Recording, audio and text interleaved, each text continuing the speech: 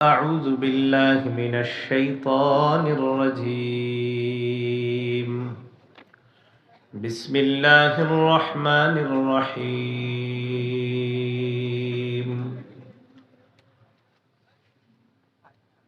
وأنه هو أضحك وأبكى. وقال رسول الله صلى الله عليه وسلم: لو تعلمون ما أعلم لضحكتم قليلا ولبكيتم كثيرا، أو كما قال عليه الصلاة والسلام. اللهم صل على محمد وعلى آل محمد كما صليت على إبراهيم وعلى آل إبراهيم إنك حميد مجيد. اللهم بارك على محمد وعلى آل محمد كما باركت على إبراهيم وعلى آل إبراهيم إنك حميد مجيد. اللهم إني أعوذ بك من شر لساني ومن شر سمعي ومن شر بصري ومن شر مني। আওয়াজ যেটা আছে এটাই থাকে, আওয়াজ আর বাড়াবেন না, রাত অনেক হয়ে গিয়েছে, আশেপাশের মানুষজনও মাইকের আওয়াজে কষ্ট না পায়। অনেকে ঘুমিয়ে গেছে এই মুহূর্তে, এই জন্য বাইরের আওয়াজ তো বাড়াবো না, যতটুকু আছে এটাই থাক, আওয়াজ না বাড়ানো। অনেক অসুস্থ মানুষ আছে, বিশেষ করে অনেকে রাত 12টা বেজে গিয়েছে, অনেক মানুষ ঘুমিয়ে গিয়েছে। এই জন্য মাহফিলের কারণে যেন কারো ঘুম নষ্ট না হয়, বিষয়টাও খেয়াল রাখা। জামিয়া রহমানিয়া আবিদিয়া মাদ্রাসার হাফেজ ছাত্রদের দস্তারবন্দি উপলক্ষে 19তম বার্ষিক ওয়াজ দোয়ার মাহফিলে গুরুত্বপূর্ণ আলোচনা করেছেন ওলিয়ে কামেল, আন্তর্জাতিক খ্যাতিসম্পন্ন মুফাসসির কোরআন মাওলানা মুফতি শহীদুল ইসলাম বিক্রমপুরী, শেখুল হাদিস, জামিয়া ইসলামিয়া দারুল উলুম, কেরানীগঞ্জ, ঢাকা। গুরুত্বপূর্ণ কথা বলেছেন শেখুল ইসলাম আল্লামা আহমদ শফি রহমতুল্লাহ আলাইর সুযোগ্য খলিফা মুফতি শাহ শহীদুল্লাহ মাহবুবী, খতিব বাইতুল মামুর জামে মসজিদ, উত্তর বাড্ডা, ঢাকা। প্রধান অতিথি জনাব আলহাজ মোহাম্মদ হুমায়ুন কবির মণ্ডল, প্রাক্তন চেয়ারম্যান ও বিশিষ্ট সমাজসেবক, আশুলিয়া ইউনিয়ন পরিষদ। বিশেষ অতিথি জনাব আলহাজ মোহাম্মদ আব্দুল মোতালেব, বিশিষ্ট শিল্পপতি ও দানবীর, গৌরীপুর, আশুলিয়া, সাভার, ঢাকা।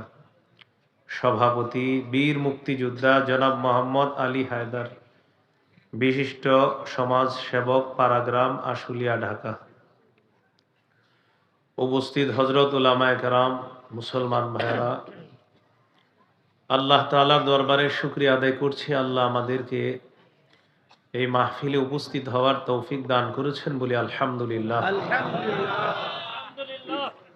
আমি আপনাদের সামনে সূরাতুন নাজমের 43 নম্বর আয়াতে কারিমা তেলাওয়াত করেছি। এই আয়াতে আল্লাহ তাআলা গুরুত্বপূর্ণ দুটি বিষয়ে কথা বলেছেন। আল্লাহ বলেন, তিনি হাসান, তিনি কাঁদান। হাসি কান্না আমাদের জীবনের অবিচ্ছেদ্য একটা অংশ। আমাদের জীবনে চলার পথে কখনো হাসতে হয়, কখনো কাঁদতে হয়। জীবনে হাসির চেয়ে কান্না যেন আল্লাহর জন্য বেশি হয়, এই বিষয়টা খেয়াল রাখা। জীবনে আমরা যতটুকু হাসবো, এই হাসিটা যেন অনর্থক হাসি না হয়, এই হাসিও যেন সুন্নাহ মোতাবেক হয়। সহিহ বুখারীর বর্ণনা 1044 নম্বর হাদিস, রাসূলুল্লাহ সাল্লাল্লাহু আলাইহি সাল্লাম বলেন, লাউ তা'লামুনা মা আ'লামু লাদাহিকতুম কালিলাও ওয়া লাবাকাইতুম কাসীরা। আমি যা জানি তোমরা যদি তা জানতে, তাহলে তোমরা কম হাসতে, বেশি কান্না করতে। কান্নার অনেকগুলা প্রকার আছে। এক নম্বর বুকাউর রহমা, দয়ার কান্না, মায়ার কান্না। সহিহ বুখারীর বর্ণনা 2297 নম্বর হাদিস। হাদিসের বর্ণনাকারী আয়েশা সিদ্দিকা রাদিয়াল্লাহু তাআলা আনহা, তিনি বলেন, লাম আকিল আবাওয়াইয়া কত্তু ইল্লা ওয়াহুমা ইয়াদিনানিদ-দীনা ওয়া লাম ইয়ামুররা আলাইনা ইয়াওমুন ইল্লা ইয়াতিনা ফীহি রাসূলুল্লাহ সাল্লাল্লাহু আলাইহি ওয়াসাল্লাম তারাফাইন নাহারি বুকরাতাও ওয়া আশিয়্যা।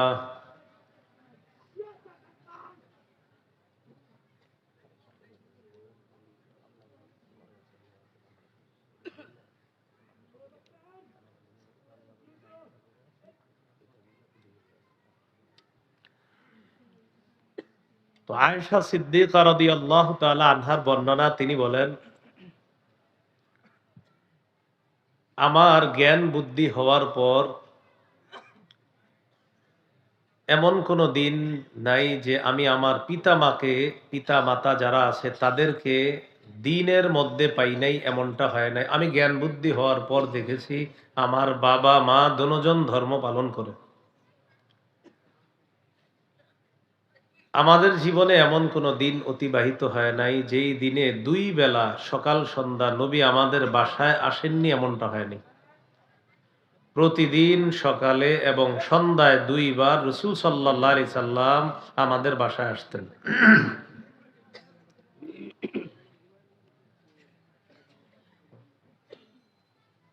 ঠিক আছে? তো এদিকে তাকান, এখন ইনশাল্লাহ ঠিক হয়ে যাবে। হ্যাঁ, তো রাসূলুল্লাহ সাল্লাল্লাহু আলাইহি ওয়াসাল্লাম সকাল সন্ধ্যা 2 বার আমাদের বাসায় আসতেন প্রতিদিন। আর জ্ঞান বুদ্ধি হওয়ার পর এমন কোনো দিন নাই যে আমি দেখি নাই যে আমার পিতা মাতা যারা আছে তাদের দিন পালন করে নাই, এমনটা হয় নাই। আমার পিতা মাতা দিন পালন করতে পেরেছি, আর প্রতিদিন সকাল সন্ধ্যায় নবীকে দেখেছি আমাদের বাসায় এসেছে। ফালাম্মা বতুলিয়াল মুসলিমুনা খরাজা আবু বকরিন মুহাজিরান কিবালাল হাবাশা। মুসলমানগণ যখন কঠিন পরীক্ষার সম্মুখীন হলেন, মক্কার কাফেররা মুসলমানদেরকে সহ্য করতে পারে না, মুসলমানগণ দলে দলে হাবশায় হিজরত করা শুরু করলেন। আবু বকর সিদ্দিক রাদিয়াল্লাহু তাআলা তিনিও হাবশার দিকে হিজরতের উদ্দেশ্যে বের হলেন। ফালাকিয়াহু ইবনুদ দাগিনা ওয়া হুয়া সাইয়্যিদুল কারা। আবু বকর সিদ্দিক রাদিয়াল্লাহু তাআলা আনহুর সাথে কারা গোত্রের এক নেতা সাক্ষাৎ করলেন। এই নেতার নাম ইবনুদ দাগিনা। একটু মনে রাখবেন, এটা কি নাম? হ্যাঁ, ইবনুদ দাগিনা, এটাই ওনার নাম, ইবনুদ দাগিনা। এই নেতা আবু বকর সিদ্দিক রাদিয়াল্লাহু তাআলা আনহুর সাথে সাক্ষাৎ করলেন। সাক্ষাৎ করার পর আবু বকর সিদ্দিক রাদিয়াল্লাহু তাআলা আনহুকে বললেন, আইনা তুরিদু আনতা ইয়া আবা বকরিন। আবু বকর, আপনি কোথায় যাওয়ার ইচ্ছা করেছেন? আপনি কোথায় যাচ্ছেন? তো আবু বকর সিদ্দিক রাদিয়াল্লাহু তাআলা আনহু জবাব দিলেন, আখরাজানি কওমি ফাউরিদু আন আসিহা ফিল আরদি ফাআবুদা রাব্বি। আমার জাতি আমাকে বের করে দিয়েছে, তাই আমি দেশে দেশে ঘোরার নিয়ত করেছি। দেশে দেশে ঘুরবো আর আমার রবের ইবাদত করব। আপাতত হাবশার দিকে আমি রওনা করলাম। তো আবু বকর সিদ্দিক রাদিয়াল্লাহু তাআলা রওনা করলেন। ইবনুদ দাগিনা বললেন, না, আপনি হাবশায় যাবেন না, আপনি ভদ্র মানুষ, আপনাকে এক জাতি বের করে দিতে পারে এটা আমার বিশ্বাস হয় না। ইন্না মিসলাকা লা ইয়াখরুজু ওয়া লা ইউখরাজ। আপনার মতো মানুষ বের হতে পারে না, আপনাকে বের করা যায় না, কেননা আপনার মধ্যে অসাধারণ 5টা বৈশিষ্ট্য আছে। 1 নাম্বার, ইন্নাকা তাকসিবুল মা'দুম। আপনি অসহায়কে সহায়তা করেন। 2 নাম্বার ওয়াতাসিলুর রাহিমা, আপনি রক্তের সম্পর্ক রক্ষা করেন। 3 নাম্বার ওয়াতাহমিলুল কাল্লা, আপনি বোঝা বহন করেন। 4 নাম্বার ওয়াতাকরিদ দাইফা, আপনি মেহমানদারি করেন। 5 নাম্বার ওয়াতুঈনু আলা নওয়াইবিল হক্কি, হকের উপর অটল থাকতে গিয়ে যারা কষ্টের সম্মুখীন হয় তাদের পাশে গিয়ে আপনি দাঁড়ান। এই 5টা অসাধারণ গুণ আপনার নবীরও আছে, আপনারও আছে। আপনি বের হতে পারেন না, আপনাকে বের করা যায় না, চলেন বাড়িতে চলেন। ফারজি ফাবুদ বিবিলাদিকা, বাসায় চলেন, আপনি আপনার রবের ইবাদত করবেন আপনার এলাকায়। ফারতাহালা ইবনুদ দাগিনা ওয়া রাজা মা আবি বকরিন সিদ্দিক রাদিয়াল্লাহু তাআলা আন, ইবনুদ দাগিনা আবু বকর সিদ্দিক রাদিয়াল্লাহু তাআলা আনহুকে নিয়ে চলে আসলেন। এখানে একটা নোট করার মতো বিষয় আছে। ওই জামানার নিয়ম হলো কোন নেতা কাউকে যদি নিরাপত্তা দেয়, আশ্রয় দেয়, এটা অন্যান্য নেতাদেরকে জানাতে হবে। তো ইবনুদ দাগিনা তিনি একজন নেতা। এই কথা গিয়ে মক্কার মুশরিকদের লিডার যারা আছে তাদেরকে এটা জানাতে হবে যে আমি ইবনুদ দাগিনা নেতা হিসাবে আবু বকরকে নিরাপত্তা দিয়েছি, তোমরাও নিরাপত্তা মেনে নাও, এটা জানাতে হবে। فطاف في أشراف كفار قريش, ইবনুদ দাগিনা কাফেরদের বড় বড় লিডার যারা আছে, মুশরিকদের লিডারদের সাথে সাক্ষাৎ করলেন। সাক্ষাৎ করার পর বললেন আতুখরিজুনা রাজুলান ইয়াকসিবুল মাদুমা ওয়া ইয়াসিলুর রাহিমা ওয়া ইয়াহমিলুল কাল্লা ওয়া ইয়াকরিদ দাইফা ওয়া ইউঈনু আলা নওয়াইবিল হক,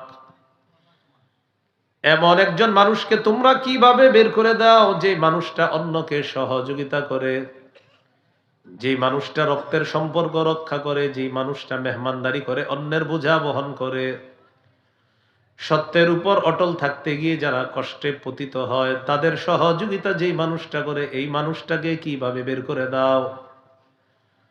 ইন্না আবা বকরিন লা ইয়াখরুজু মিসলুহু ওয়া লা ইউখরাজু, আবু বকর এমন মানুষ, সে বের হতে পারে না, তাকে বের করা যায় না।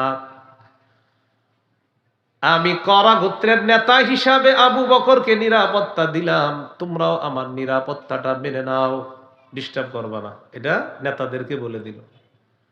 ফাআনফাযাত কুরাইশুন জিওয়ারা ইবনি দাগিনা ওয়া আমানু আবা বকরিন, কুরাইশ নেতারা ইবনুদ দাগিনা নামক নেতা আবু বকরকে যে নিরাপত্তা দিয়েছে এই নিরাপত্তাটা মেনে নিল, আর আবু বকর সিদ্দিককে নিরাপত্তা দেওয়ার ব্যাপারে তারা সম্মতি প্রকাশ করলো। তবে শর্ত আছে, শর্তের জায়গাগুলো একটু মনে রাখবেন। وقالوا لابن الدغنا مر أبا بكر فليعبد ربه فليصلي وليقرأ ما شاء ولا يستعلن بالصلاة ولا القراءة ولا يؤذنا بذلك। ইবনু দাগিনা আবু বকরকে শর্ত দিবা, আবু বকরকে তুমি গিয়ে বলো সে ইবাদত করবে ঘরে, সে নামাজ পড়বে ঘরে, সে কোরআন তেলাওয়াত করবে ঘরে, এগুলো 3টা। 4, সে প্রকাশ্যে নামাজ পড়বে না, প্রকাশ্যে কোরআন তেলাওয়াত করবে না। এই 4 শর্ত যদি মানে তাহলে আমরাও মেনে নিলাম, তোমার নিরাপত্তাটা আমরা সমর্থন জানালাম। এই বিষয়টা মনে রাখার, নিরাপত্তা মানছে কিন্তু শর্ত আছে। ইবাদত ঘরে, নামাজ ঘরে, প্রকাশ্যে পড়তে পারবে না, কোরআন তেলাওয়াত প্রকাশ্যে করতে পারবে না, এটা বলে দিল। কাফেররা কেন প্রকাশ্যে করতে নিষেধ করলো এটা একটু মন দিয়ে শুনেন। মুশরিকরা বলে ইন্না খাশিনা আন ইয়াফতিনা আবনা আনা ওয়া নিসাআনা, আবু বকর নরম প্রকৃতির মানুষ, আবু বকর যদি প্রকাশ্যে কোরআন তেলাওয়াত করে, প্রকাশ্যে নামাজ পড়ে, আমাদের ভয় হয় আমাদের স্ত্রীরা, আমাদের কন্যারা, আমাদের সন্তানরা আবু বকর সিদ্দিকের কাছে গিয়ে ভিড় জমাবে আর তারা ইসলামের প্রতি আকৃষ্ট হয়ে যাবে। তো এই জন্য আমাদের টেনশন আছে, তুমি বইলা দো এগুলা। তো ইবনুদ দাগিনা, ইবনুদ দাগিনাটা এটা ইতিহাসের একটা বিখ্যাত নাম, তো এটা একটু নোট করার মতো বিষয়। ইবনুদ দাগিনা ইবনুদ দাগিনা। আসার পর বললেন, আবু বকর শর্ত তো মেনে নিয়েছে, আমার নিরাপত্তা দেওয়া মেনে নিয়েছে তারা, আমি যে আপনাকে নিরাপত্তা দিছি নেতা হিসেবে তারা মানছে, তবে শর্ত হলো আপনি ঘরে নামাজ পড়বেন, ঘরে ইবাদত করবেন, ঘরে তেলাওয়াত করবেন, প্রকাশ্যে নামাজ পড়বেন না, প্রকাশ্যে তেলাওয়াত করবেন না, এটা শর্ত দিছে। আবু বকর সিদ্দিক তাদের শর্ত মেনে নিলেন। ফাতাফিকা আবু বকরিন ইয়াবুদু রাব্বাহু ফি দারিহি ওয়ালা ইস্তালিনু বিসসালাতি ওয়ালাল কিরাআতি ফি দারি গায়রিহি। আবু বকর ঘরের মধ্যে ইবাদত করতে লাগলেন, ঘরের বাহিরে নামাজও পড়ে না, কোরআন তেলাওয়াতও করে না। এইভাবে অনেক দিন গেল। সুম্মা বাদা লি আবি বকরিন, এরপর আবু বকরের কাছে মনে হলো আর কতদিন প্রকাশ্যে আমি, আর কতদিন গোপনে ইবাদত করব, আর পারবো না। আমার রবের একত্ববাদ এটা আমি প্রকাশ্যে করব, আমার রবের ইবাদত প্রকাশ্যে করব, আর গোপনে ইবাদত করতে পারবো না, এটা তার মনে হলো। আর ফাবতানা মসজিদান বিফিনা ইদারিহি, আবু বকর সিদ্দিক প্রকাশ্যে ইবাদত করার জন্য ঘরের আঙিনায়, বাড়ির আঙিনায় ছোট একটা মসজিদ বানাইলেন।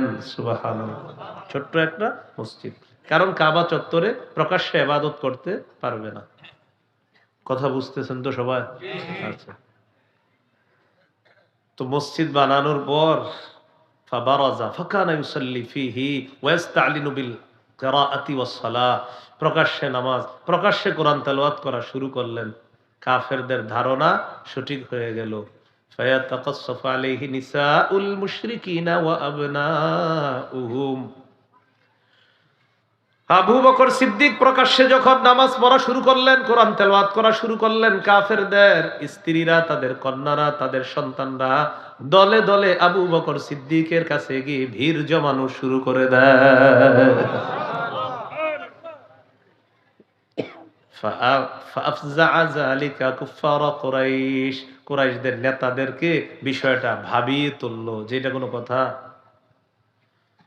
এবার ওলামায়ে হযরতরা বলবেন না, দেখি আপনারা মন দিয়ে শুনছেন কিনা বয়ান। ফাআরসালু ইবনুদ দাগিনা, তাহলে বুঝবো বয়ান বুঝতেছেন।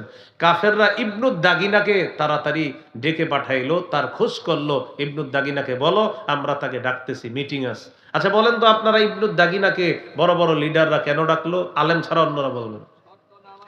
মাশাআল্লাহ মাশাআল্লাহ, এই তো ওয়াজ বুঝে আসতেছে।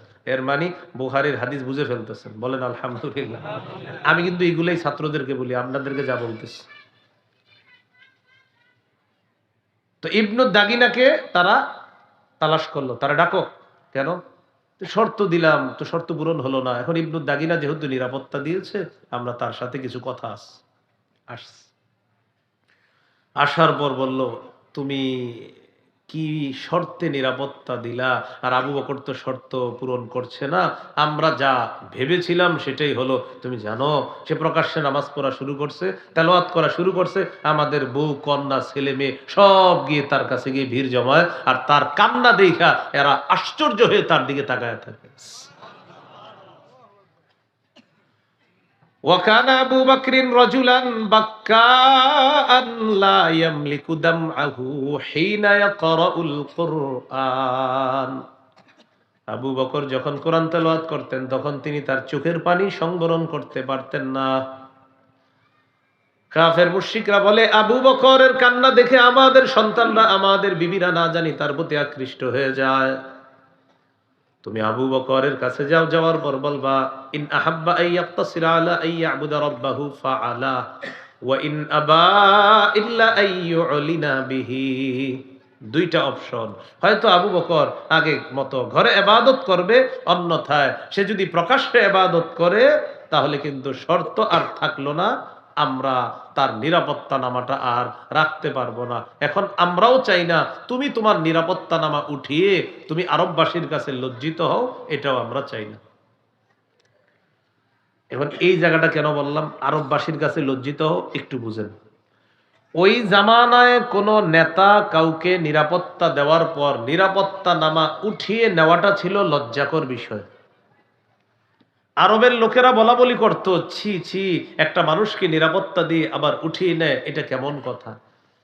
তো এই জন্য আমরা চাই না তুমি নিরাপত্তা নামা উঠিয়ে নিবা, বরং এক কাজ করবা, আবু বকরকে বলবা হয় ঘরে ইবাদত করবে, না হয় নিরাপত্তা নামা যেন সে ফিরিয়ে দেয় তোমাকে, তুমি ফিরিয়ে নেও না, সে যেন ফিরিয়ে দেয়। তাহলে তোমার আর লজ্জাও থাকলো না, কারো কাছে লজ্জিত হতে হবে না। ইবনুদ দাগিনা আবু বকর সিদ্দিকের কাছে আসছে। এবার একটু রেডি হন, ইমান তাজা হওয়ার জবাব কাকে বলে দেখেন। আবু বকর সিদ্দিক রাদিয়াল্লাহু তাআলা আনহুর কাছে আসছে। আসার পর বলে, আবু বকর, শর্ত ছিল আপনি ঘরে ইবাদত করবেন, শর্ত পূরণে আপনি ব্যর্থ হয়েছেন, আপনি শর্ত পূরণ করতে পারছেন না, প্রকাশ্যে ইবাদত করেন, মক্কার লিডাররা এটা মেনে নিতে পারছে না। হয়তো আপনি আগের মতো ঘরে ইবাদত করবেন, অন্যথায় আপনি আপনার যে নিরাপত্তা নামাটা আমাকে আপনি ফিরিয়ে দেন, কারণ আমি নিরাপত্তা নামা উঠিয়ে লজ্জিত হতে চাই না। আরবের লোকেরা বলবে, কিভাবে একটা নিরপরাধ মানুষকে নিরাপত্তা দেওয়ার পর আবার উঠিয়ে নেয়, এই কথা আমি সহ্য করতে পারবো না। আবু বকর বললেন, তাহলে কি করতে হবে বলো। ইবনুদ দাগিরা বললেন, হয়তো ঘরে ইবাদত করবেন, না হয় নিরাপত্তা নামা ফিরিয়ে দেন। আবু বকর সিদ্দিক বললেন, ইন্নী আরুদ্দু ইলাইকা জিওয়ারাকা ওয়া আরদা বিজিওয়ারিল্লাহ। আমি তোমার নিরাপত্তা নামা এই মুহূর্তে ফিরিয়ে দিলাম, আমি আল্লাহর নিরাপত্তায় খুশি আছি। তোমার নিরাপত্তা দরকার নাই। রবের ইবাদত প্রকাশ্যে করি, রব নিরাপত্তা দিবে আমাকে। এটা হইল মুমিনদের ঈমান চেতনাদায়ক কথা, ঈমান তাজা করার কথা। মুমিন কখনো কোনো মানুষের নিরাপত্তা প্রত্যাশী না, মুমিন তো আল্লাহ নিরাপত্তায় বিশ্বাসী। মুমিনের অভিভাবক আল্লাহ কে? সূরা বাকারা 257 নম্বর আয়াতে আল্লাহ বলেন, আল্লাহু ওয়ালিয়ুল্লাযীনা আমানু, যারা ঈমানদার তাদের অভিভাবক হলেন আল্লাহ। আমাদের অভিভাবক কে? আল্লাহ। তো আবু বকর সিদ্দিক রাদিয়াল্লাহু তাআলা প্রকাশ্যে ইবাদত করা শুরু করলেন। একদিন নবী বললেন, উরিতু দারা হিজরাতিকুম, আমাকে স্বপ্নে দেখানো হয়েছে তোমাদের হিজরতের জায়গাটা। রাআইতু সাবখাতান দারা নাখলিন বাইনা লাবাতাইন, আমি স্বপ্নে দেখলাম খেজুর গাছ বেষ্টিত একটা এলাকা, দুই এলাকার মাঝে খেজুর গাছ বেষ্টিত একটা এলাকা। এর মানে তোমাদের হিজরতের জায়গাটা আমাকে দেখানো হয়েছে, সেই জায়গাটা অন্য কোনো জায়গা নয়, সেটাই হলো মদিনা। হিজরতের জায়গা কোথায়? সাহাবায়ে কেরাম যারা আবিসিনিয়া বা হাবশার দিকে হিজরত করার উদ্দেশ্যে বের হয়েছিলেন, তারা নিয়ত পাল্টায়া মদিনার দিকে হিজরত করার উদ্দেশ্যে রওনা করলেন।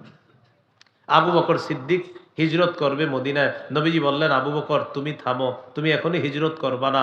আমার মনে হচ্ছে আল্লাহ আমাকে হিজরতের হুকুম করবে, আমাকে যখন আদেশ করবে, আমি যখন হিজরতের উদ্দেশ্যে রওনা করব মদিনার দিকে, তুমি হবা আমার হিজরতের সাথী।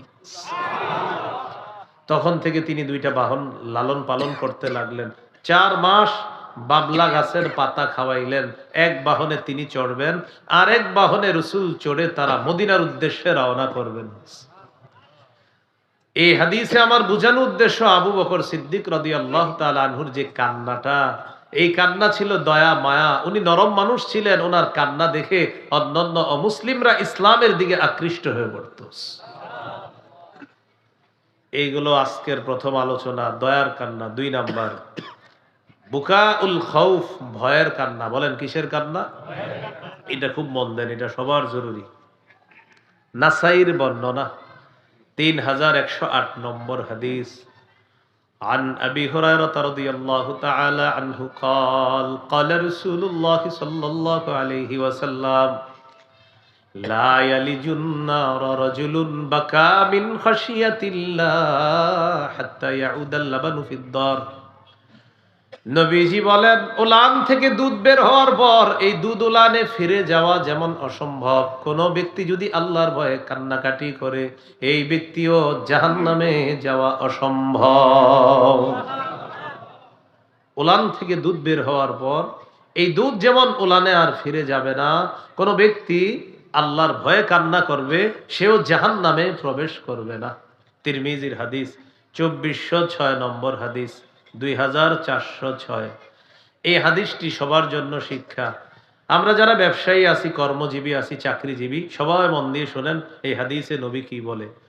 عن عقبة بن عامر رضي الله تعالى عنه قال قلت يا رسول الله من نجات। উকবা ইবনে আমির বলেন, আমি আল্লাহ নবীকে বললাম, ইয়া রাসূলুল্লাহ, মুক্তির উপায় কি আপনার কাছে জানতে চাই। নবীজি বললেন, মুক্তির উপায় হলো তিনটা। বলেন, মুক্তির উপায় কয়টা? এক নাম্বার, আমসিক আলাইকা লিসানাক, তুমি তোমার জবান নিয়ন্ত্রণ করবা, জিহ্বা সংযত করবা। তিরমিজির হাদিস 2616 নম্বর হাদিস। নবীজি বলেন, হাল ইয়াকুব্বুন নাসা ফিন নারি আলা ওয়ুজুহিহিম আও আলা মানাখিরিহিম ইল্লা হাসাইদু আলসিনাতিহিম। বেশিরভাগ মানুষের মাথাটা নিচের দিকে দিয়ে, পাগুলা উপরের দিকে দিয়ে ধাক্কাইতে ধাক্কাইতে জাহান্নামে নিক্ষেপ করা হবে শুধুমাত্র জিহ্বার অপরাধে। নাউযুবিল্লাহ। জিহ্বার অপরাধ, বেশিরভাগ মানুষ তাদেরকে জাহান্নামে নিয়ে যাবে শুধু জিহ্বার অপরাধ। আল্লাহ আমাদেরকে অপরাধ থেকে হেফাজত করেন। ভাই উপরের আওয়াজটা বাড়ায়েন না, উপরেরটা কমান, উপরেরটা কমান, বাহিরের আওয়াজ কমান। জিহ্বার অপরাধ মানুষকে জাহান্নামে নিবে। এই হাদিস আমার আগেও বুঝে আসছে, আলহামদুলিল্লাহ। গত 3-4 মাস আগে ভালো করে বুঝে আসছে এই হাদিস। জিহ্বা যে মানুষের কত বিপদে ফালাবে কিয়ামতের মাঠ। দুনিয়াতে জিহ্বার এক কথায় 16 বছর শেষ। কয় কথা? জিহ্বা কি ভয়ঙ্কর জিনিস। ডেইলি নিজেরে নিজে বলে, কেন এটা বললাম, কেন এটা বললাম, কেন এটা বললাম। ডেইলি বলে। সাজানো সংসার এক কথায় তছনছ। এই ঘটনাটা যখন ঘটছে না, বিশ্বাস করেন এই হাদিস নগদ আমার মাথায় আসছে। চিন্তার সর্বনাশ। জিহ্বা মানুষকে বেশিরভাগ জাহান্নামে নিবে, এটা তো হাদিসে পড়ছি, বুঝেছি ও বিশ্বাসও করছি। তো দুনিয়াতে যে নগদ নমুনা দেখলাম, দুনিয়াতে যদি জিহ্বা এক মানুষকে এত বিপদে ফেলাইতে পারে, তাহলে কিয়ামতের মাঠে জিহ্বা মানুষকে কত বিপদে ফেলাবে। জিহ্বা মানুষকে বিপদে ফেলায়। قال رسول الله صلى الله عليه وسلم من يضمن لي ما بين لحييه وما بين رجليه أضمن له الجنة। নবীজি বলেন, কেউ যদি আমাকে দুইটা অঙ্গের নিরাপত্তা দিয়ে দেয়, একটা হলো জবান আর একটা হলো লজ্জাস্থান। কেউ যদি জবানের গুনাহ না করে, লজ্জাস্থানের গুনাহ না করে, নবী বলেন আজমান লাহুল জান্নাহ, আমি তাকে জান্নাতে নেওয়ার জিম্মাদার হয়ে যাব। জিহ্বা, লজ্জাস্থান। قال رسول الله صلى الله عليه وسلم المسلم من سلم المسلمون من لسانه ويده। নবীজি বলেন, কোন মুসলমানের জবান আর হাতের কষ্ট দেওয়া থেকে যদি অন্য মুসলমান নিরাপদ হয়ে যায়। তাকান আমার দিকে, আমি একজন মুসলিম দাবি করি, তিনিও একজন মুসলিম। আমার জবান আর হাতের কষ্ট দেওয়া থেকে যদি তিনি নিরাপদ থেকে যায়, নবী বলেন, আমি তোমাকে খাঁটি মুসলমান বলে ঘোষণা করলাম। জবান দিয়ে কষ্ট দিব না। বলেন, জবান দিয়ে, হাত দিয়ে, কর্ম দিয়ে, কথা দিয়ে কোন মুসলমানকে স্বেচ্ছায় কষ্ট দিব না। অনিচ্ছায় দিয়ে ফেললে ক্ষমা চেয়ে নিব। তাহলে ইচ্ছা করে তো দিবই না, অনিচ্ছায় কখনো হয়ে গেলে ক্ষমা চেয়ে নিব। বলেন ইনশাআল্লাহ। মসজিদে ঢোকার সময় 4-5 জন একসাথে দৌড় দিছেন, পাশের মুসল্লি আপনার হাতের কনুত লেগে গেছে, তিনি ব্যথা পেয়েছে, সাথে সাথে বলবেন, ভাই মাফ করে দেন। মসজিদে যাওয়ার পর কাতারে দাঁড়িয়েছেন, আপনার পাশের মুসল্লি আপনার এই কনুর আঘাত লাগছে, আপনি বলবেন, ভাই মাফ করে দেন। গাড়ির সিটে বসছেন, পাশে একজন প্যাসেঞ্জার বসছে, বসার পর আপনার কারণে তিনি একটু কষ্ট পাইছে শারীরিক, আপনি বলবেন, ভাই আমাকে মাফ করে দেন। ভাই, জবান আর হাতের কষ্ট দেওয়া থেকে অন্যকে নিরাপদ রাখেন, আল্লাহ আপনাকে মরার সাথে সাথে নিরাপত্তা দেওয়া শুরু করবে।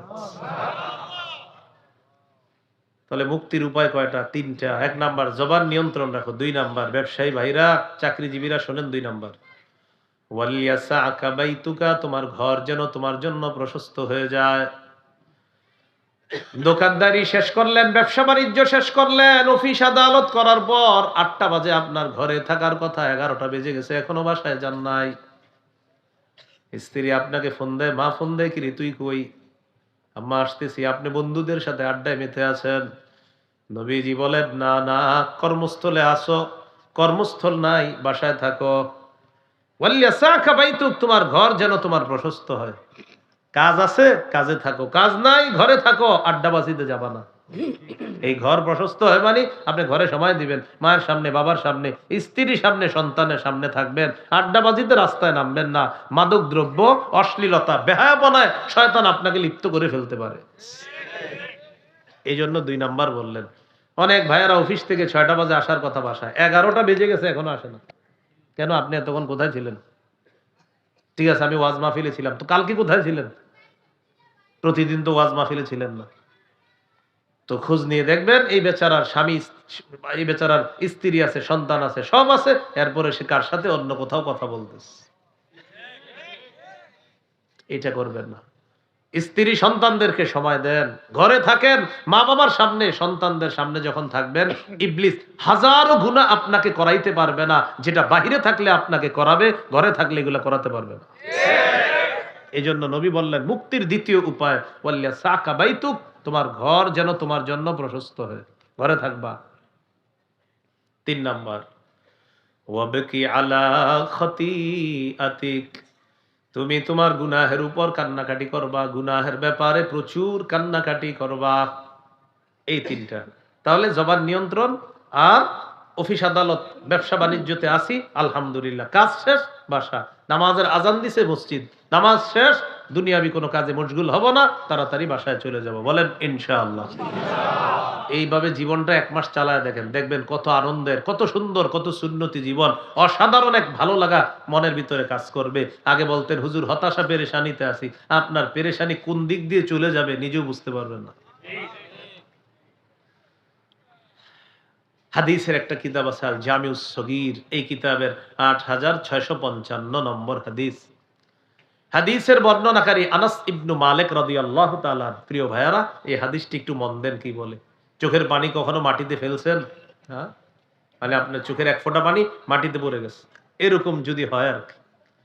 عن أنس بن مالك رضي الله تعالى عنه قال قال رسول الله صلى الله عليه وسلم من ذكر الله خاليا ففاضت عينا, কোন ব্যক্তি আল্লাহকে স্মরণ করছে, আল্লাহকে স্মরণ করার পর তার 2 চোখ দিয়ে পানি আসছে, আল্লাহকে স্মরণ করছে, চোখে পানি আসছে, হাত্তা ইউসিবাল, আর এই চোখের পানি যদি জমিনের মধ্যে পড়ে যায়, 1 ফোঁটাও যদি জমিনের মধ্যে পড়ে যায়, নবীজি বলেন লাম ইউআযিবুহুল্লাহু ইয়াউমাল কিয়ামা, আল্লাহ তাআলা কিয়ামতের ময়দানে তাকে আযাব দিবেন না।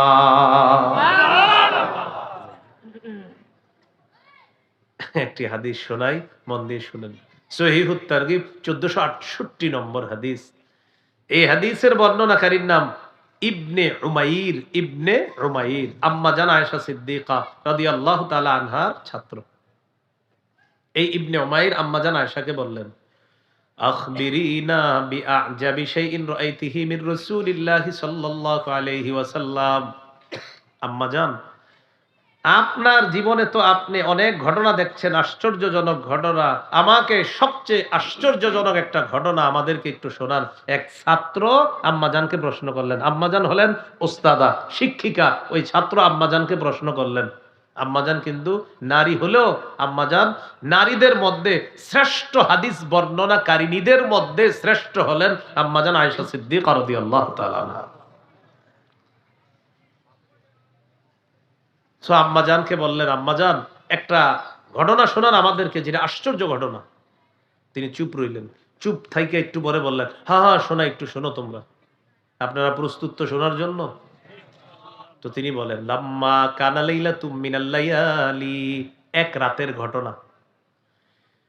নবীজির পালা আমার ঘরে। পালা মানে হলো নবীজির একাধিক স্ত্রী ছিলেন, এক এক রাতে এক এক স্ত্রীর কাছে যাইতেন। আজকে আম্মাজান আয়েশা সিদ্দিকা রাদিয়াল্লাহু তাআলা আনহার ঘরে নবীর পালা। নবীজি আমার কাছে আসলেন, আসার পর আমাকে বললেন আয়েশা যারিনি আতাআব্বাদিল লাইলাতা লিরাব্বি, আয়েশা আমাকে একটু সুযোগ দাও, আমি আজকে রাতটা আমার রবের ইবাদতে কাটাইতে চাই। সুবহানাল্লাহ। আম্মা জান আয়েশা সিদ্দিকা রাদিয়াল্লাহু তাআলা আনহার কাছে আল্লাহর নবী অনুমতি চাইলেন। এখানে একটা শিক্ষণীয় বিষয়, আমাদের নবী আল্লাহর পরে শ্রেষ্ঠ, কোনো সন্দেহ নাই। আল্লাহর নবী বান্দার হকের প্রতি কতটা গুরুত্ব দিতেন। আম্মা জান আয়েশাকে বললেন, আয়েশা সিদ্দিকা রাদিয়াল্লাহু তাআলা আনহাকে বললেন, আয়েশা, আজকে রাতটা তুমি আমার কাছে পাও না, এটা হলো তোমার হক। আমি আজকে রাত ইবাদতে কাটাইতে চাই, তাই তোমার কাছে অনুমতি চাইলাম। নবীজি আম্মা জানকে বলতেছে, তুমি যদি সুযোগ দাও তাহলে ইবাদত করব। আয়েশা সিদ্দিকা রাদিয়াল্লাহু তাআলা আনহা জবাব দিলেন, ওয়াল্লাহি ইন্নী লা উহিব্বু কুরবাকা ওয়া উহিব্বু মা ইয়াসুররুকা ইয়া রাসূলুল্লাহ। ইয়া রাসূলুল্লাহ, আল্লাহর কসম, আপনার সান্নিধ্য আমার যেমন অনেক পছন্দ, তেমনি ভাবে আপনি যা পছন্দ করেন এটাও আমি আয়েশার কাছে সবচেয়ে পছন্দ। আজ রাত ইবাদত করবেন, এটা আপনার পছন্দ তো? বাস, আমারও পছন্দ। তো এখন দেখেন কি ঘটনা ঘটলো। রাসূলুল্লাহ সাল্লাল্লাহু আলাইহি সাল্লাম ওযু করলেন। ওযু করার পর নামাজে দাঁড়াইলেন। নামাজে দাঁড়ানোর পর আম্মা জান আয়েশা সিদ্দিকা রাদিয়াল্লাহু তাআলা আনহা বললেন, আমি আল্লাহর নবীর দিকে তাকাইলাম, তাকায় দেখি ফালাম ইয়াজাল ইয়াবকি, নবী কান্না করতেছে। কাঁদতে কাঁদতে হাত্তা বাল্লা হিজরাহু, আল্লাহর নবীর গালগুলা ভিজে গিয়েছে, দুই গাল পুরাটা ভিজে গেছে গাল। একটু পর দেখলাম ওয়াকানা জালিসা, নবী নামাজের মধ্যে বসা। ফালাম ইয়াজাল ইয়াবকি, নবী কান্না করতেছে। হঠাৎ দেখি তাকায় তাকায় হাত্তা বাল্লা লিহিয়াতা, কাঁদতে কাঁদতে আল্লাহর নবী তার দাড়ি মুবারক ভিজিয়ে ফেলছে। এরপর নবীর দিকে ভালো করে তাকাইলাম, তাকায় দেখি ফালাম ইয়াজাল ইয়াবকি, আল্লাহর নবী কান্না করতেছে। কান্না করতে করতে হাত্তা বাল্লাল আরদ, আল্লাহর নবীর সামনের যে মাটিটা, মাটি ভিজে গেছে। মাটি, সবাই বলেন কি? আবার বলেন। চিন্তা করা যায়? গাল, দাড়ি, এরপরে এটা আপনার এই দিক দিয়ে গড়ায়া পড়তে হবে, পরে সামনে মাটিতে ভিজতে হবে। এই করতে করতে হাত্তা ইউজিনুহু বিসসালাহ, হযরত বেলাল রাদিয়াল্লাহু তাআলা আনহু ফজরের আযান দিয়ে ফেলছে, নবীজির কান্না শেষ হয় না। ফজরের আযানের পর নিয়ম হলো নবীজি ফজরের সুন্নত ঘরে পড়তেন।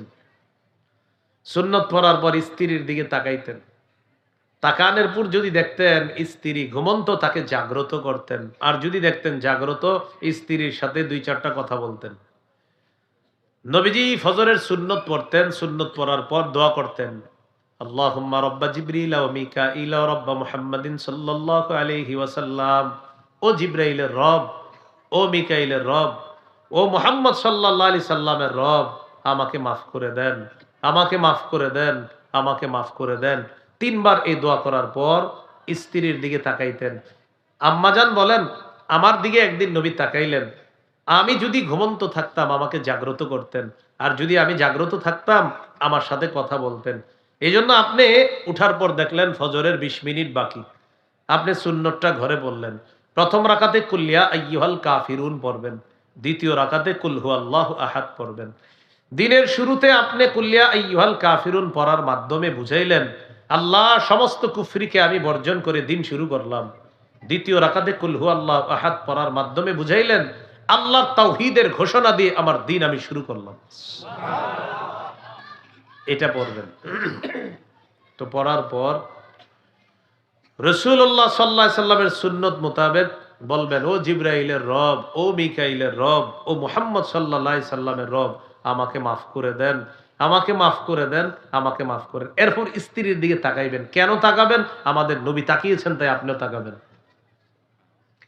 তাকানোর পর যদি দেখেন স্ত্রী ঘুমন্ত, তাকে জাগ্রত করবেন। জাগ্রত করার পর কথা বলবেন, দুই চারটা ভালো কথা বলবেন। এই তোমার ছেলেরে তুমি শীতের পোশাক পরায় রাখো, আমি ফজর নামাজের পরপরই তাকে মাদ্রাসায় নিয়ে যাব।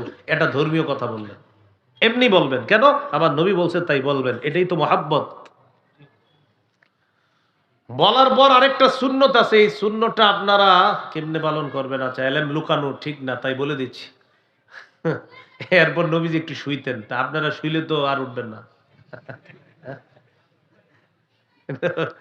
এটা আমি বলে দিছি এই কারণে, পরে আল্লাহ যদি ধরে ফেলে, তুমি বললা না, পরে যেটা আছে এটা বলতা। তো নবীজি একটু শুইতেন। তো বাকি আপনাদেরকে আমি পরামর্শ দিব, আপনারা এই সুন্নতটা এইভাবে পালন করবেন। শুয়ে আবার উঠে যাবেন সাথে সাথে, বেশিক্ষণ থাকেন না। মানে দিলেন, উঠে গেলেন, না আপনি যদি মোটামুটি যে আস্তাগফিরুল্লাহ আস্তাগফিরুল্লাহ দেখবেন যে 10টা, তা আপনি শুয়ে আবার উঠে যাবেন তাড়াতাড়ি। তো আমাদের নবীজি শুয়ে থাকতেন, হযরত বেলাল আয়েশা ডাকতেন, হুজুর নামাজ দাঁড়াবে। ও আচ্ছা, তখন নবীজি বের হতেন, এরপর গিয়ে ফজরের ইমামতি করতেন।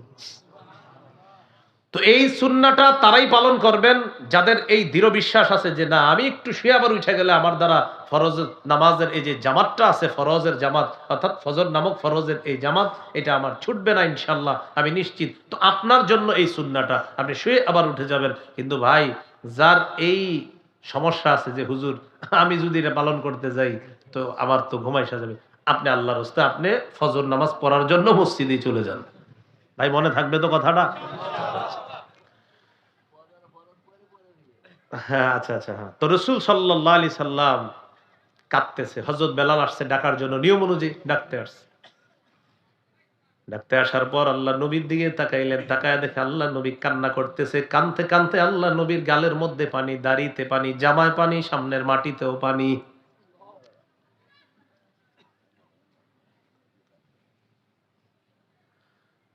হযরত বেলাল আল্লাহ রাসূলকে বললেন, তাবকি ইয়া রাসূলুল্লাহ ওয়া ক্বাদ গফারাল্লাহু লাকা মা তাকদ্দামা মিন যামবিকা ওয়া মা তাআখার। হুজুর আপনি এত কান্না করেন কেন? আপনার তো আগে পরে সব গুনাহ মাফ, গুনাহই নাই। হুজুর আপনি এত কান্না করেন কেন? নবীজি বললেন, আফালা আকুনু আবদান শাকুরা। বেলাল আমি কি আল্লাহর শুকরগুজার বান্দা হব না? রবের শুকরিয়া আদায় করার জন্য রবের দরবারে একটু কান্নাকাটি করলাম। এটা বলি একটু কান্নাকাটি, হ্যাঁ?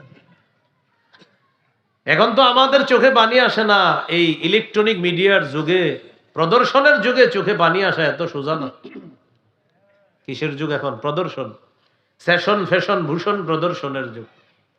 হজে যাবেন সেখানে প্রদর্শন, উমরায় যাবেন প্রদর্শন, তওয়াফ করবেন প্রদর্শন। আর ভাইরাল নামক ভাইরাস যোগ্যতা যদি আপনার হয়ে যায় তো তো হইছে কাম। যেমন আমিও আমাদের বাংলাদেশে বর্তমানে একজন ভাইরাল নামক ভাইরাস যোগ্যতার মধ্যে আমিও প্রথম একদম শারীরদের মধ্যে আছি। ভাইরাল নামক ভাইরাস যোগ্যতা। এখন এলেম কালাম আপনার থাক বা না থাক, যদি খালি ভাইরাল যোগ্যতা আপনার থাকে, আপনার নিচে 40 জন শাইখুল হাদিসের নাম থাকবে, আপনার নাম উপরে থাকবে। যদিও শাইখুল হাদিস এই বাক্যটার ব্যাখ্যাও আপনি করতে পারবেন না, তো সমস্যা নাই, ভাইরাল তো আছেন। বিভিন্ন এলাকায় আপনার, আমার বয়স এখনো 40 হয় নাই, নিচে এলাকার 7-8 মাদ্রাসায় বুখারি পড়া, এমন শাইখুল হাদিস শব্দের নাম নিচে দিয়ে দেয়। কেমনে দিলেন? তো এই যে ভাইরাল কথা হইলো আপনার যোগ্যতা, হুজুর আপনি অন্য কিছু, আপনি তো ভাইরাল, এটা হলো মূল যোগ্যতা। তো প্রদর্শনের যুগ চলতেছে। কান্না ভিতর থেকে আসতে চায়া এখানে আইসা আবার এটা চইলা যাবে, না না আমি বাইরে যাবো না, সুবহানাল্লাহ, সর্বনাশ। এই পানি আপনার আসবে। ভাইরাল নামক ভাইরাস যোগ্যতা নিয়ে হজে যাবেন, বাস তওয়াফ করবেন, 80-90টা ছবি তুলবে আপনার সাথে যারা তওয়াফ করবে। মুজদালিফায় যাবেন, 8 কিলোর বেশি পরিমাণ মুজদালিফায়, আরাফা থেকে যাইতে প্রায় 8.34 কিলো। তো হেঁটেই আমি মুজদালিফা আলহামদুলিল্লাহ হেঁটেই সব সম্পাদন করছি। তো হেঁটে হেঁটে ওদিকে যাই, হুজুর একটা বাঁকা হইয়া সোজা হইয়া মনে করেন, কারণ হুজুরে হজ করুক আর যা করুক আপনি ভাইরাল, তো আপনি আপনি কি ছবি প্রদর্শনের যুগ। আল্লাহরে যে একটু আল্লাহ বইলা ডাকবেন না, এটা আপনি দিব না আমরা, আপনি ভাইরাল হইলেন কেন? আসেন ছবি তোলেন। ছবি নিয়ে আমি যেদিন ওয়াজ করছি, একটা ওয়াজ আছে আমার, ছবি নিয়ে দেখবেন, প্রায় 1 ঘন্টার কম বেশি। ওই দিন আমার জীবনে সবচেয়ে বেশি ছবি উঠাইছে মানুষ। আপনি কেন এই ওয়াজ করলেন? আপনি অন্য কোনো ওয়াজ পারলেন না? তো বলছিলাম, সেশন, ফ্যাশন, ভূষণ আর প্রদর্শনের যুগে কান্না করা সহজ না। আল্লাহ তাআলা বলেন, আদম সন্তানের অন্তর পাথরের চেয়ে আরো শক্ত হয়ে গেছে। কিছু পাথর আছে এমন, যে পাথর থেকে নদী নদী নদী প্রবাহিত হয়। ওয়া ইন্না মিনহা লামা ইয়াশাক্কাকু ফায়াখরুজু মিনহুল মা। কিছু পাথর ফেটে পানি বের হয়। ওয়া ইন্না মিনহা লামা ইয়াহবিতু মিন খাশিয়াতিল্লাহ। কিছু পাথর আল্লাহর ভয়ে থর থর করে কাঁপতে থাকে, উপর থেকে নিচে পড়ে যায়। তো আদম সন্তানের অন্তর এত শক্ত, ও কান্না করে না, ওর চোখে পানি আসে না। কথাটা মনে আছে? আজকে যে হাদিসটা এখন শোনাইলাম আপনাদেরকে, শুধু শোনানোর জন্য বলি নাই। আজকে একটু বাসায় গিয়ে হাদিসটা চিন্তা করবেন। আল্লাহর পরে যিনি শ্রেষ্ঠ, এই জগতেও শ্রেষ্ঠ, ওই জগতেও শ্রেষ্ঠ, যত জগৎ হইতে পারে আল্লাহর পরে তিনি শ্রেষ্ঠ। তিনি নাকি কাঁদতে কাঁদতে সারা রাত শেষ করে দিছে, তার চোখের পানিতে গাল ভিজে, দাড়ি ভিজে, জামা ভিজতে ভিজতে নিচে মাটিটা পর্যন্ত ভিজে। ইবনে মাজার হাদিস 4195 নম্বর হাদিস। বারা ইবনে আযিব বলেন, একদিন দেখি কি নবীজি কবরের সামনে বসছে, বৈশা কি করতেছে জানি না, ওই পাশ দিয়ে গিয়ে নবীরে দেখলাম, দেখি কি বাচ্চা মানুষদের মতো ইচ্ছা মতো কাঁদতেছে, কাঁদতে কাঁদতে হাত্তা বাল্লাস সারা মিন দুমুইহি। সামনের যে মাটিগুলা কবরের, এই মাটিগুলা মাত্র রাখা হয়েছে, এখনো লাশ দাফন করা হয় নাই, দুই পাশে রাখা হয়েছে। বারা ইবনে আযিব রাদিয়াল্লাহু তাআলা তাকায় দেখি কি কাঁদতে কাঁদতে ওই কবরের পাশে রাখা মাটিগুলা কাদাযুক্ত বানায় ফেলছে। একটা মানুষ এত কাঁদে কিভাবে? আর একটা গুনাহও নাই যার, তিনি এত কাঁদে। আমাদের গুনাহ শেষ নাই, চোখের পানি আমরা বোম মাইরও আনতে পারতেছি। এই জন্য আমাদের ইনসান হওয়া দরকার, মানুষ হওয়া দরকার। আল্লাহ বুঝার তৌফিক দান করেন। তো বলছিলাম, প্রিয় মুসলমান ভাইয়েরা, আল্লাহর কাছ থেকে দুইটা চোখ চান, এমন চোখ যে চোখ আল্লাহর ভয়ে একটু কাঁদতে পারে। আল্লাহ এমন চোখ আমাদেরকে দান করেন। সহিহ বুখারীর বর্ণনা 660 নম্বর হাদিস। قال رسول الله صلى الله عليه وسلم سبعة يظلهم الله في ظله يوم لا ظل إلا ظله। 7 শ্রেণীর মানুষকে কিয়ামতের ময়দানে আল্লাহ তাআলা তার কুদরতি ছায়া জায়গা দিবেন, যেদিন আল্লাহর ছায়া ছাড়া আর কোনো ছায়া থাকবে না। 1 নাম্বার আল ইমামুল আদিল, ন্যায়পরায়ণ শাসক, তাকে আল্লাহ ছায়া দিবেন। আমাদের কপালে জানি এমন শাসক আছে কিনা, বলেন আছে ইনশাআল্লাহ। স্বপ্নই দেখতেছি, খালি দেখতেছি, স্বপ্ন দেখতেছি। আসবে কিভাবে বলেন? মাঝে মাঝে আলোচকরা মাহফিলে যায়, 60-70 জন বা 50-60 জন অথবা 30-40 জন বাইক নিয়ে ওনারে রিসিভ করতে যায়। জিজ্ঞাসা করবেন, ভাই সবে মাগরিব পড়ছেন আপনারা, এই যে এতজন রিসিভ করতে আসছেন? আবেগে মাগরিব পড়ে নাই অনেকে, আমি বলি নাই, সে অনেকে পড়ছে, অনেকে পড়ে নাই আবেগে। হুজুর আজকে তো হুজুর আনতে গেছি, তো আজকে মাগরিব হুজুর আসবে, দাঁড়াই রইছে রাস্তায়, হুজুরে রিসিভ করবে, তো মাগরিবের তো সময় বেশিক্ষণ নাই আপনার, দাঁড়াই রইছে অনেকক্ষণ, মাগরিব পড়ছেন নি? ও আচ্ছা, মাগরিব পড়া হয় নাই। তো মাগরিব পড়া হয় না এটা বললেন কিভাবে? হুজুর আইসা দাঁড়ায় থাকতো, আপনি মাগরিব তো বেশি সময় লাগতো না, পড়ে নিতেন। আবেগে মাহফিল করতেছি আমরা, এই জন্য হুজুরে রিসিভ করতে গিয়ে মাগরিব পড়ি নাই। এখন আপনারা ফতুয়া দেন না যে মাহফিলটার উপকারিতাটা কোথায় হবে। তো এই দেশে আবার আমরা মাহফিলে বলতেছি চিল্লায়া চিল্লা, এদেশে ইসলাম থাকবে, আমি থাকবো, মুসলিম থাকবে, আর আল্লাহ তাআলা বলছেন মাগরিব তো সবাই পড়লা না। তখন বলেন কি হবে? এই কথাটি আমি আমাকে দোষারোপ করছি, আমি আমাকেই বলছি, আমাকেই রিসিভ করার জন্য মনে করেন এমন করতেছে। তো আমার ওই মাহফিলের ফায়দাটা হবে কি? যেই মাহফিলে আমার শ্রোতাদের মধ্যে, শ্রোতারা যারা আমাকে রিসিভ করলো, তাদের কেউ মাগরিব পড়ে নাই, কেউ এশা পড়ে নাই, সেটা আমি আমাকেই বলছি। রাসূলুল্লাহ সাল্লাল্লাহু আলাইহি সাল্লাম বলেন, 7 শ্রেণীকে আল্লাহ আরশের ছায়ায় জায়গা দিবেন। 1 নাম্বার ন্যায়পরায়ণ শাসক। 2 নাম্বার ওয়াশাবুন নাশাআ ফি ইবাদাতি রাব্বিহ, ওই যুবক, যে যুবকের যৌবনকালটা ইবাদতে কাটে। বর্তমান যুবকদের অবস্থা হলো এমন, যা বলবেন বলে আমার ইচ্ছা। এই মিয়া নামাজ পড়েন না কেন? আমার ইচ্ছা। ভাই চুল এত বড় কেন? আমার ইচ্ছা। এতক্ষণ মোবাইল চালান কেন? আমার ইচ্ছা। ভাই সিনেমা হলে কেন যাচ্ছেন? আমার ইচ্ছা। ভাই অশ্লীল সিনেমা দেখছেন কেন? আমার ইচ্ছা, আমার টাকা, আপনার কি? ওই মুহূর্তে যদি যে হাত দিয়ে অশ্লীল জিনিসটা ধরে রাখলেন, আল্লাহ যদি হাতটা আপনার প্যারালাইজড করে দেয়, কি করবেন? আল্লাহ যদি বলে তোর ইচ্ছা, হাত তো আমি দিছি, তোর ইচ্ছা হয় কিভাবে? হ্যাঁ? চোখ দিয়ে হারাম জিনিসের দিকে দেখতেছেন আর বলছেন আমার ইচ্ছা। আল্লাহ যদি বলে চোখ তো আমি দিছি, তোমার ইচ্ছা হয় কিভাবে? কান দিয়ে আপনি গান শুনতেছেন আর বলছেন আমার ইচ্ছা। আল্লাহ বলবে কান আমি দিয়েছি, ইচ্ছা তোমার হবে কিভাবে? বলেন আসমান কার?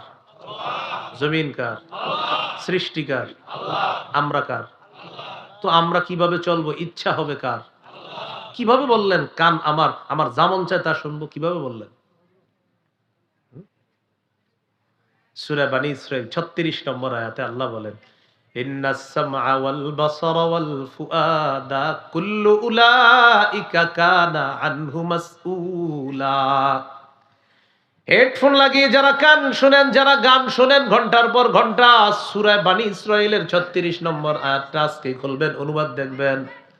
আল্লাহ তাআলা বলেন কানকে জিজ্ঞাসা করা হবে, কানের ব্যাপারে আপনাকে জিজ্ঞাসা করা হবে। ওয়াল বাসার, চোখের ব্যাপারে আপনাকে জিজ্ঞাসা করা হবে। ওয়াল ফুআদা, অন্তরের ব্যাপারে। কুল্লু উলাইকা কানা আনহু মাসউলা, প্রত্যেকের ব্যাপারে জিজ্ঞাসা করা হবে। এবার সবাই একটু হাতের চামড়াটার দিকে তাকান, তাকান, আমিও তাকাই, তাকান। তাকাইছেন সবাই? সূরা হামিম আস-সাজদা 20-21 নম্বর আয়াতে আল্লাহ বলেন, সবাই চামড়ার দিকে তাকান আর আল্লাহর আয়াতটা শুনেন। হাত্তা ইযা মা জাউহা শাহিদা আলাইহিম সামউহুম ওয়া আবসারুহুম ওয়া জুলুদুহুম বিমা কানু ইয়ামালুন। তারা যখন আগুনের সামনে যাবে, তাদের কান তাদের বিরুদ্ধে সাক্ষী দিবে, তাদের চোখ তাদের বিরুদ্ধে সাক্ষী দিবে, তাদের চামড়া তাদের বিরুদ্ধে সাক্ষী দিবে, চামড়া সাক্ষী দিবে, চামড়া।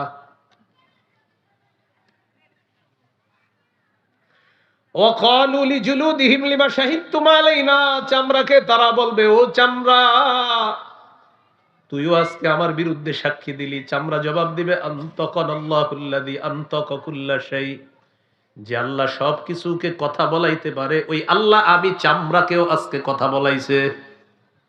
চামড়া, আপনার চামড়া, আমার চামড়া আমাদের বিরুদ্ধে সাক্ষী দিবে। আপনি গান শুই না এটা বলতে পারেন না, আমার ইচ্ছা। আপনার কান আপনার বিরুদ্ধে সাক্ষী দিবে। যান, আজকের জন্য আমি বলে দিলাম আপনার ইচ্ছা। দেখেন হুজুররা আছে এখানে, আপনি গান শুনতেছেন আর বললাম ভাই শুইলেন না, বললেন আমার ইচ্ছা। আচ্ছা ঠিক আছে, আপনার ইচ্ছা, তো কান যে আপনার বিরুদ্ধে সাক্ষী দিবে, কোথায় আপনার ইচ্ছা হলো বলেন? কানও তো আপনার বিরুদ্ধে চলে যাবে। আপনি বললেন হুজুর আমার চোখ, আমার ইচ্ছা, তো চোখও তো আপনার বিরুদ্ধে সাক্ষী দিবে, তো কোথায়? চোখও তো আপনার বিরুদ্ধে চলে গেল। সূরা ইয়াসিনের 65 নম্বর আয়াত অনেকে পারেন, বাসায় গিয়ে অনুবাদটা দেখবেন। আল-ইয়াওমা নাখতিমু আলা আফওয়াহিহিম, তাদের মুখে আজকে আমি মোহর মেরে দিব। ওয়া তুকাল্লিমুনা আইদিহিম, হাত কথা বলবে। আপনি যে বললেন হুজুর আমার ইচ্ছা, আমার হাত দিয়ে কি করব, তো হাতও তো আপনার বিরুদ্ধে বলে ফেলবে আল্লাহকে। তো কোথায় আপনার ইচ্ছাটার দাম হলো কোথায়?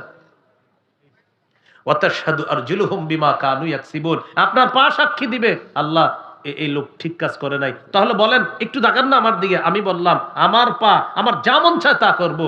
পা বলবে কিয়ামতের ময়দানে আল্লাহ এই লোক আমারই দিয়ে এই অপকর্ম করছে। তাহলে বলেন আমার ইচ্ছার দামটা থাকলো কোথায়? এই জন্য আর এটা বললেন না, বলেন আল্লাহর ইচ্ছা। কান কার? চোখ কার? নাক কার? হাত কে দিয়েছেন? পা কে দিয়েছেন? এগুলো কোথায় ব্যবহার হবে এটা বলবে কে? আজকে থেকে আর বললেন না আমার ইচ্ছা, বলবেন এই চোখ আল্লাহ দিছে, এই কান আল্লাহ দিছে, এই হাত আল্লাহ দিছে, আমার এগুলা কোথায় চলবে না চলবে এই দিক নির্দেশনাও দিবে আমার আল্লাহ।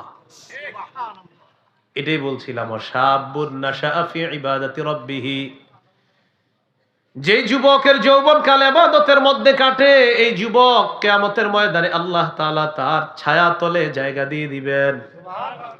3 নাম্বার, ওয়ারাজুলুন কলবুহু মুআল্লাকুন ফিল মাসাজিদ, এমন ব্যক্তি যেই ব্যক্তির অন্তরটা মসজিদের সাথে লেগে আছে। ফজরের নামাজ পড়ার পর অন্তর মসজিদের সাথে লেগে আছে। কখন? জোহরের নামাজ পড়বে, জোহর পড়ার পর অন্তর মসজিদের সাথে লেগে আছে। কখন? আসর পড়বে, আসর পড়ার পর বাজারে যায় ব্যাগটা নিয়ে, যখন বাজার থেকে রওনা করে আসার সময় কানটা খাড়া রাখে মাগরিবের আজান কখন হবে। মাগরিবের আজান হওয়ার পর লোকটা ওযুখানায় বাজারের ব্যাগটা রাখে, রাখার পর আল্লাহর বিধান মাগরিবের নামাজ আদায় করে। মাগরিব পড়ার পর অন্তর মসজিদের সাথে লেগে থাকে। কখন? এশা পড়বে। এশার নামাজ পড়ার পর যখন বিছানা যায়, ঘড়ির অ্যালার্ম দেয়, মোবাইলের অ্যালার্ম দেয়, আবার বিবিকে বলে রাখে সাবধান, আমার যা হবার হবে ফজরের আগে ডাকতে কিন্তু ভুল করবা না। ফজরের সময় ডাইকা দেয়, মুয়াজ্জিন আজান দিয়ে দেয়, ওই লোক মসজিদের দিকে রওনা করে। এই যে অন্তর মসজিদের সাথে লেগে আছে, আপনাদের এই পাড়া গ্রামের মানুষ তাকে চিনুক বা না চিনুক, আল্লাহ তাকে কিয়ামতের মাঠে তার ছায়া জায়গা দিয়ে দিবে। 4 নাম্বার, ওয়ারাজুলানে তাহাব্বা ফিল্লাহ ইজতামা আলাইহি ওয়া তাফাররাকা আলাইহি, দুই ব্যক্তি একজন আরেকজনকে আল্লাহর জন্য ভালোবাসে, আল্লাহর জন্য একত্রিত হয়, আল্লাহর জন্য পৃথক হয়, এই দুই ব্যক্তিকেও আল্লাহ তাআলা আরশের ছায়া জায়গা দিয়ে দিবেন। 5 নাম্বার, ওয়ারাজুলুন তলাবাতহু ইমরাআতুন যাতু মানসিবিন ওয়া জামালিন ফাকালা ইন্নী আখাফুল্লাহ। এমন ব্যক্তি যাকে সুন্দরী বংশীয় একজন সম্ভ্রান্ত নারী খারাপ কাজে আহ্বান করছে, সে বলছে আমি আল্লাহকে ভয় করি, তাকেও আল্লাহ তার কুদরতি ছায়া জায়গা দিয়ে দিবেন। 6 নম্বর, এটা বলার জন্যই লম্বা হাদিস বললাম। ওয়ারাজুলুন যাকারাল্লাহা খালিয়ান ফাফাদাত আইনাহ। এটা একটু বুঝেন। এমন ব্যক্তি, যেই ব্যক্তি নির্জনে আল্লাহকে স্মরণ করে আর তার দুই চোখ দিয়ে পানি পড়ে। আজকে রাতে 3টা-4টার দিকে উঠবেন, ওঠার পর তাকায় দেখবেন আপনার বিবি ঘুমায়, আপনার সন্তান ঘুমায়, আশেপাশের পাড়া গ্রামের মানুষগুলা ঘুমায়, আপনি একা একা নির্জনে বসে আছেন আর স্মরণ করতেছেন আল্লাহ আমার গুনাহ যদি আমার বিবি জানে আমাকে স্বামী বলে পরিচয় দিবে না। একা একা চিন্তা করতেছেন আল্লাহ আমার গুনাহ আমার মা বাবা জানলে সন্তান বলে পরিচয় দিবে না। আল্লাহ এই 2টা হাত দিছেন কত মায়া করে, আমি কত হারাম জিনিস স্পর্শ করলাম, কত মায়া করে 2টা কান দিলেন, আমি কত হারাম গান শুনলাম। এগুলা একা একা মনে করবেন, দেখবেন দিল নরম হবে, চোখে পানি আসবে। আল্লাহর ভয়ে যদি এই পানিটা আসে, কিয়ামতের মাঠে আল্লাহ তার ছায়া জায়গা দিয়ে দিবেন। 7 নাম্বার, রাজুলুন তাসাদ্দাকা আখফা হাত্তা লা তা'লামা শিমালু মা তুনফিকু ইয়ামিনুহু। ওই ব্যক্তি, যে ব্যক্তি গোপনে দান করে, তার বাম হাত জানে না ডান হাত কি দান করছে, মানে ইখলাসের সাথে দান করে, আল্লাহ তাকেও আরশের ছায়া তলে জায়গা দিয়ে দিবেন। এই হলো আল্লাহর ভয়ে কান্নাকাটি করা, আল্লাহর স্মরণে কান্নাকাটি করা। করব তো ইনশাআল্লাহ। আল্লাহ তৌফিক দান করেন। তাহলে একটা গেল দয়ার কান্না, আর একটা গেল ভয়ের কান্না। ভয়ের কান্নাটা সবাই অর্জন করার চেষ্টা করব। আল্লাহ তৌফিক দান করেন। সুবহানাল্লাহি ওয়া বিহামদিহি, সুবহানাকাল্লাহুম্মা ওয়া বিহামদিক, আশহাদু আল্লা ইলাহা ইল্লা আনতা, আস্তাগফিরুকা ওয়া আতুবু ইলাইক। আজকের যে আলোচনাটা কান্না সম্পর্কে, আমার সংকলন মিম্বরের আমানত গাড়িতে আছে, যদি কারো লাগে আপনারা প্রথম খণ্ডের শেষ আলোচনাটা কান্না সম্পর্কে আলোচনা, আর লম্বা আলোচনা আছে, ওখানে যাদের লাগবে নিয়ে নেবেন। 1 থেকে 6 খণ্ড যারা পারেন সংগ্রহ করে নেবেন। প্রথম খণ্ড সন্তানের 64টা অধিকার, জামাই বউ পুরো মুখস্থ করে ফেলবেন। প্রথম খণ্ডটা সন্তানের 64টা অধিকার, দুইজন দুইজনের শোনাইবেন ডেলি 5টা মুখস্থ করে। একদম সন্তান কিভাবে জন্মের আগে থেকে কি কি করণীয়, জন্মের পর